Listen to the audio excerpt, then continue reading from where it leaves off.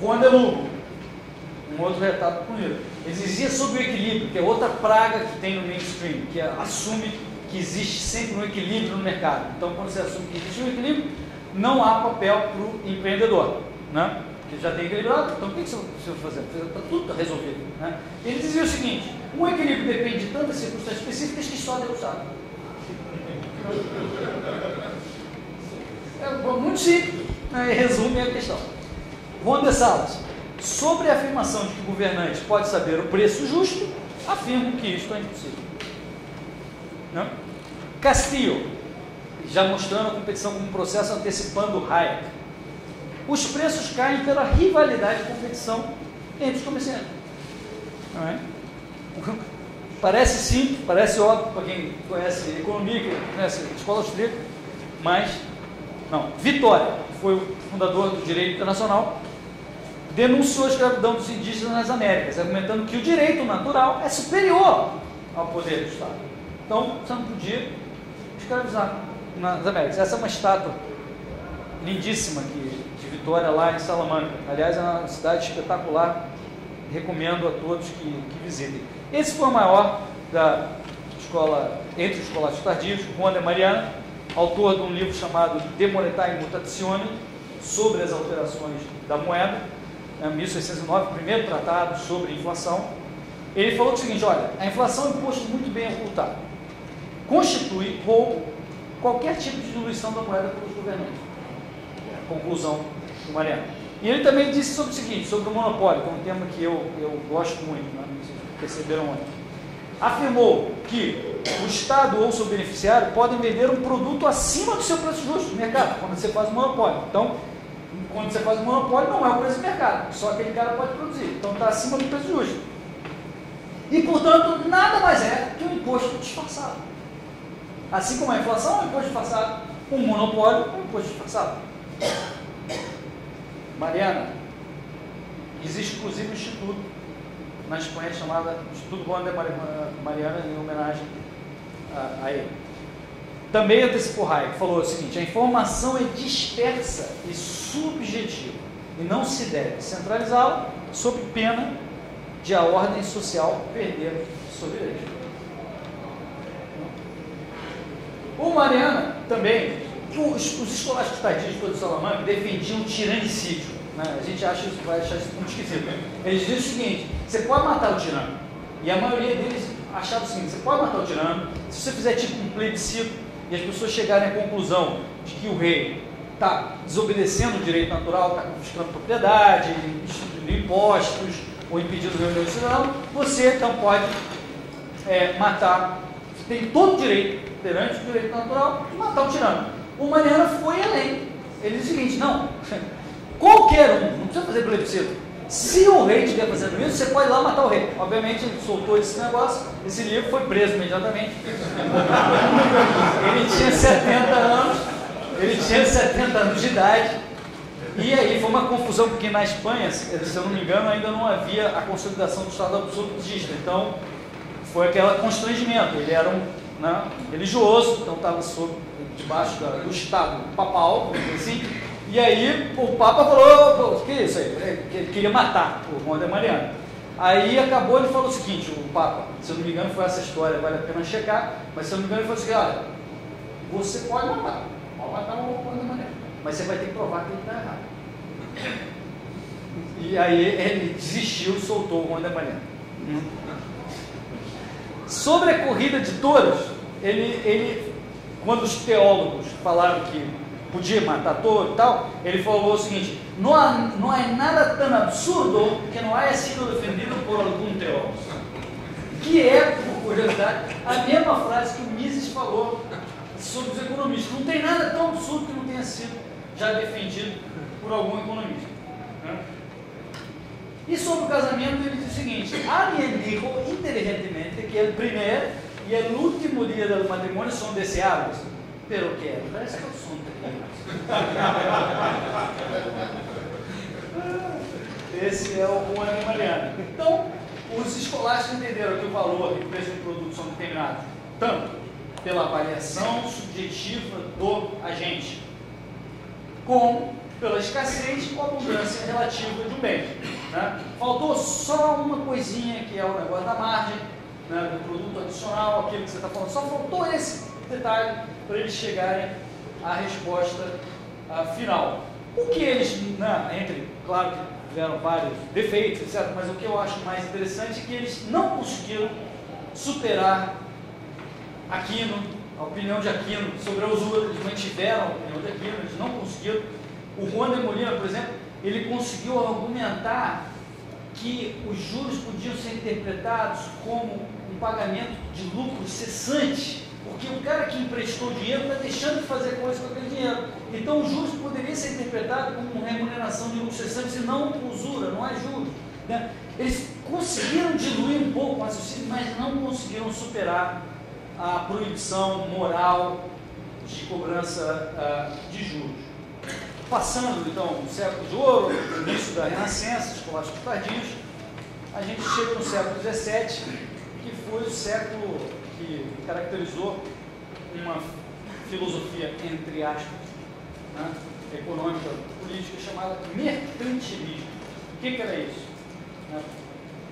Parece estranho, mas eu tenho a impressão de que vocês vão reconhecer isso no nosso dia a dia muito facilmente. Bom, com a consolidação dos Estados-nação, dos regimes absolutistas, os caras precisam de uma ideologia para dar suporte a essa, vamos dizer, invasão do Estado na economia. Né? Então, essas ideias, que eu vou te explicar quais são, do mercantilismo, prosperaram e se tornaram um pensamento mainstream, né, da época. Né? Alguns pensadores defendiam isso. E o resumo? Qual é o resumo da ideologia, né, se pode chamar isso, mercantilista? É o seguinte, que acumular dinheiro, né, é o mesmo que acumular riqueza. Né? Primeira hipótese. Que as matérias-primas de um país, no Brasil, deveriam ser usadas aqui na indústria nacional, pois os produtos finais têm valor mais alto. Estamos falando de século XVII, hein? Vocês já viram isso, né? Que perder reservas para outros países deveria ser proibido, né?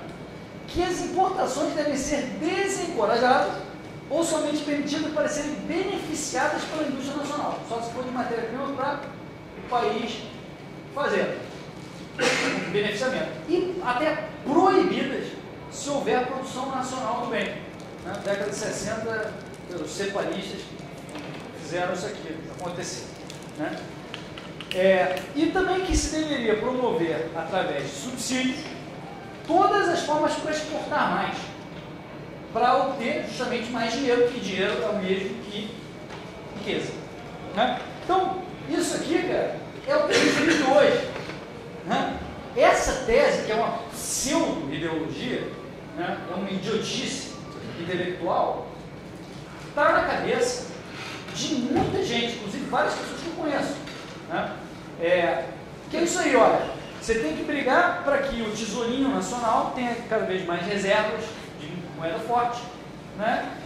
Que o balanço de comércio seja favorável, está aí o desenho, e que então os países que eles consideravam na época colônias, hoje são, vamos dizer, os clientes comerciais nossos, ou quem quer que seja, provavelmente para a Europa, para os Estados Unidos, nós somos as colônias.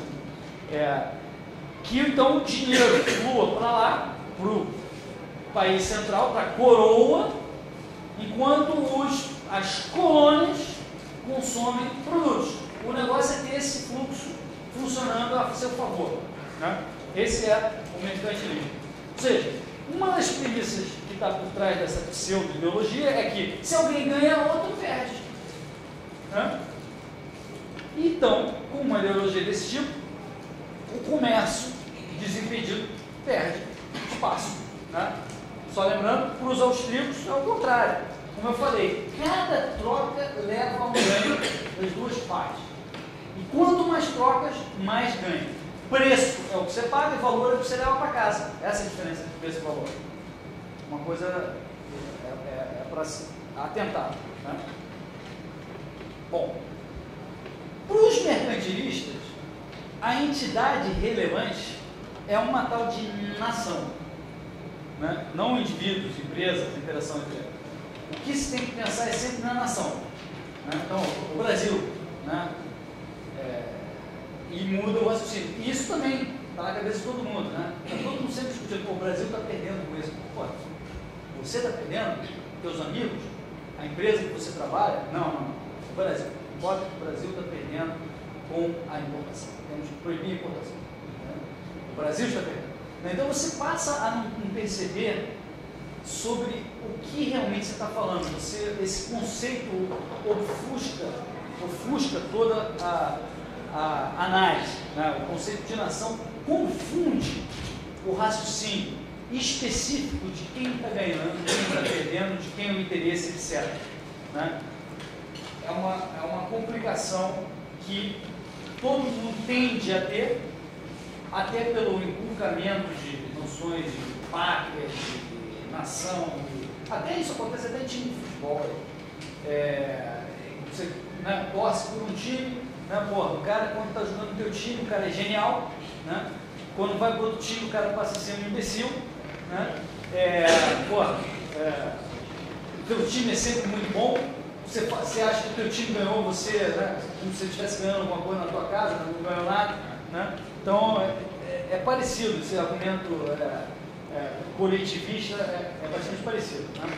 Bom, os absolutistas, obviamente, apoiaram e adotaram essa doutrina, né, pseudo-intelectual mercantilista, e fizeram uma grande máquina estatal, altas despesas públicas, altos impostos, déficit, inflação, déficit público, no caso, né? Sempre tentando fazer superávit comercial, mas déficit público, inflação, o imperialismo para enfiar, né, os produtos nos outros para receber mais dinheiro, ouro, e o negócio da idolatria ao Estado-nação.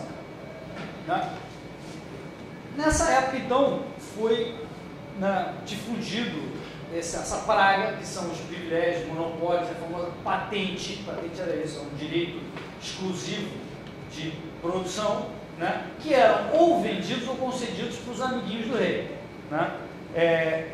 Ou para aqueles que ajudassem na coleta de impostos. Então você terceirizava, que nem a gente faz concessão ao governo, né? Faz concessão de rodovias e fazia concessão, quem coletar aí os impostos recebe um valor pelo serviço, etc. Né? Então, por exemplo, você tinha a Companhia da Índia Oriental, entre inúmeros monopólios, patentes e tal, que tinha o monopólio do comércio com a Ásia. Então só esse cara podia fazer o comércio com a Ásia. Né? Quem já tivesse dados escolares que saberia que isso aí era um preço injusto, um preço acima de mercado, porque só esse cara podia fazer, né? Mas esse era o sistema de privilégios, o sistema mercantilista. As barreiras comerciais eram um outro instrumento para você proteger esses mesmos caras que você queria defender, os amigos do poder. Né?